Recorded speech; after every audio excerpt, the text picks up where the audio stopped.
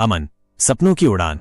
एक छोटे से गांव में जहां जरूरतें दरवाजे पर दस्तक देती रहती थीं, अमन नाम का एक लड़का रहता था।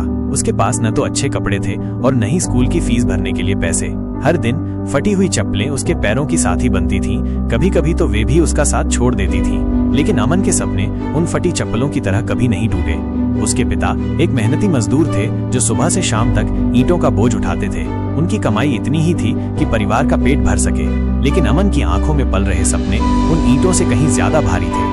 हर रात जब गांव सो जाता था, अमन अपनी झोपड़ी की छत पर लेटकर आसमान के अनगिनत तारों को निहारता।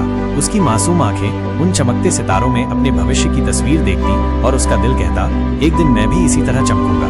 गांव के लोग उसकी बातों पर हंसते थे, उनकी तंज भरी आवाजें उसके कानों तक पहुंचती थीं, अरे गरीब का बेटा क्या बनेगा। लेकिन अमन ने उन हर नकारात्मक टिप्पणी को अपनी उड़ान के लिए ईंधन बना लिया। स्कूल के बाद वह एक छोटी सी चाय की दुकान पर काम करता। जहां लोग गर्मा गर्म चाय की चुस्कियां लेते थे, वहीं अमन अपने भविष्य के सुनहरे सपने बुनता रहता था।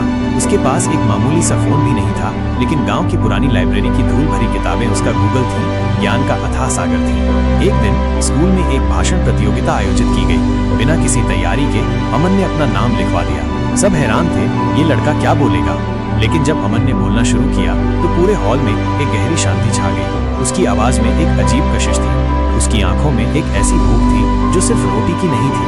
वो भूख थी सम्मान की, सपनों की और हर हाल में जीत हासिल करने की। उस भाषण ने न केवल अमन के स्कूल को बल्कि उसकी किस्मत को भी बदल दिया।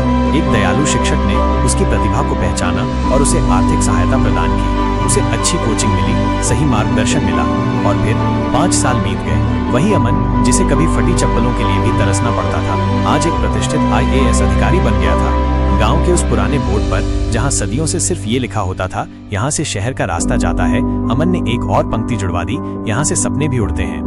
आज भी जब वो किसी गरीब बच्चे को देखता है तो उसके दिल से एक ही आवाज निकलती है, तुम्हारे पास कितने पैसे हैं ये तुम्हारे सपनों का भविष्य तय नहीं करता, बल्कि तुम्हारा अटूट जुनून करता है। याद रखना, अगर धूल भरी राहों से उठकर अमन जीत सकता है तो तुम भी जीत सकते हो। बस अपने भीतर एक छोटी सी चिंगारी जलाने की जरूरत है, फिर तो घने से घना अंधेरा भी रोशनी में बदल जाता है।